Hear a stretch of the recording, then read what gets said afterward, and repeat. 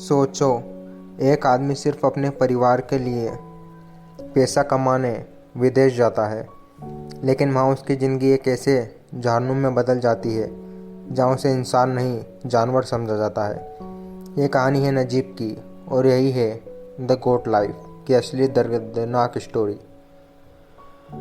दोस्तों, the goat life, जैसे आधो जीवितम भी कहा जाता है, एक इमोशनल सर्वाइवल ड्रामा फिल्म है जो एक रियल लाइफ इंस्पायर्ड स्टोरी पर बेस्ड है।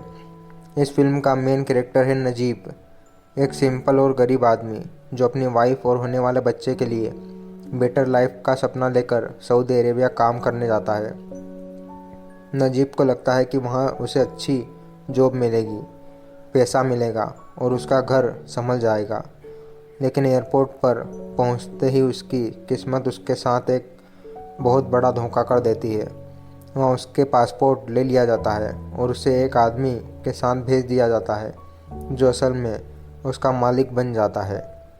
नजीब को किसी कंपनी या सिटी में काम नहीं मिलता, बल्कि उसे ले जाया जाता है एक सुनसान रेगिस्तान के बीच जहाँ सिर्फ रेत, गर्मी और बकरियाँ होती है। यहीं से शुरू होती है उसकी असली गोट लाइफ। नजीब को ज़बरदस्ती बकरियां चराने, उन्हें पानी पिलाने, उनका दूध निकालने और उनके साथ ही रहने पर मजबूर किया जाता है। ना प्रॉपर खाना, ना पानी, ना कपड़े, ना सोने की जगह। और अगर वो ज़रा सी गलती करे तो उसका मालिक उसे बेरहमी से मारता है। धीरे धीरे नजीब की ज़िंदगी इतनी बुरी हो जाती है कि वो इंसान से ज़्यादा बकरियों जैसा जीने लगता है। उसकी दाढ़ी बड़ी हो जाती है, कपड़े फट जाते हैं, शरीर कमज़ोर हो जाता है और सबसे ज़्यादा टूट जाता है उसका मन।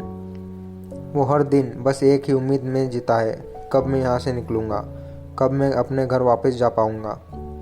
इस जहन्नुम में नजीब की मुलाकात एक और मज़दूर हकीम से होती है। हकीम भी उसकी तरफ फंसा हुआ होता है। दोनों एक दूसरे के दर्द समझते हैं और उनके बीच एक इमोशनल बॉन्ड बन जाता है। बाद में उनकी ज़िंदगी में आता है एक आदमी, इब्राहिम, जो उन्हें डेजर्ट के रास्ते भगाने का प्लान बता देता है। ये उनके लिए एक लास्ट होप होती है। एक रात तीनों अपनी जान रिस्क में डाल के वहाँ से भाग जाते हैं। लेकिन दोस्तों, असली हॉरर अब शुरू होता है। रेगिस्तान से भागना आसान नहीं होता।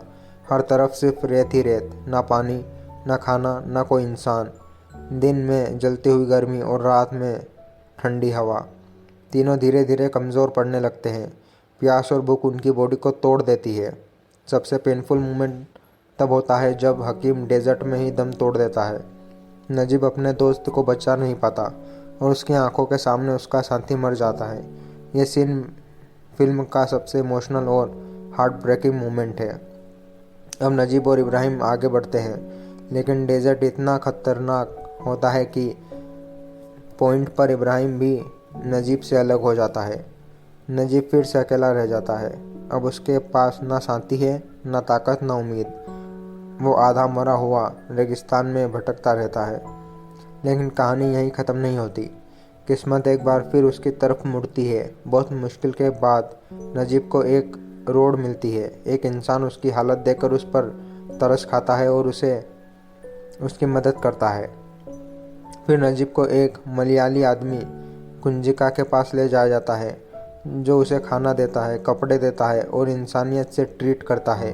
बहुत दिनों बाद नजीब को महसूस होता है कि वो अभी भी एक इंसान है। लेकिन उसकी मुश्किलें अभी ख़त्म नहीं होती, क्योंकि नजीब के पास डॉक्यूमेंट्स नहीं होते। इसलिए पुलिस उसे पकड़ लेती है और जेल भेज देती है।